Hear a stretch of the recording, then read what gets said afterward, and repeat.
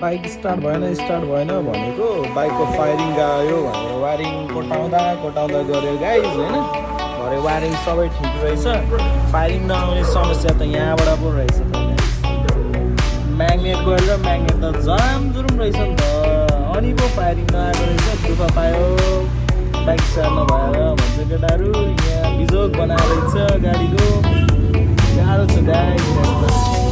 Bike दिनलाई रेन्टमा गाह्रो छ है गाइज, गाह्रो छ।